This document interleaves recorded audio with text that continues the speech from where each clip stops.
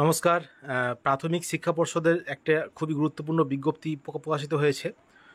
খুবই গুরুত্বপূর্ণ কারণ এই বিজ্ঞপ্তিটি কী এবং এটার দ্বারা কী হতে পারে সে সম্পর্কে একটা ধারণা যে নতুন আহ, আহ, যে ইন্টারভিউ প্রক্রিয়া না নতুন টেট না অন্য কিছু জানা নেই যদিও বিষয়টা।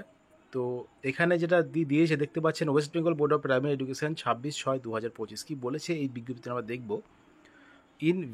In behalf of the West Bengal Board of Primary Education WBBP e-tender is hereby invited for selection of experienced agency to provide security auxiliary service during multiple examination being conducted by West Bengal Board of Primary Education WBBP PE from reputed bona fide resourceful experienced vendor having experience in similar nature of work.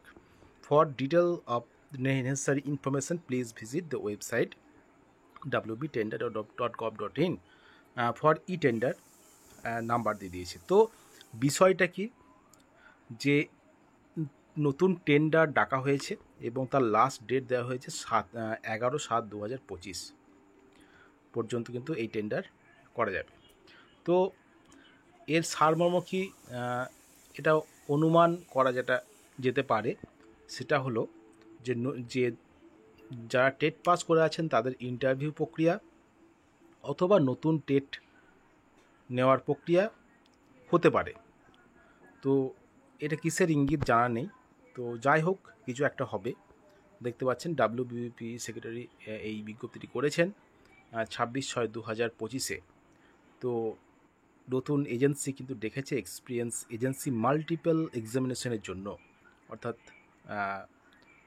যেটা reputed bona fide এবং resourceful experience vendor হতে হবে, তবেই কিন্তু তারা এই টেন্ডারটি পাবেন। দেখা যাক কি হয়।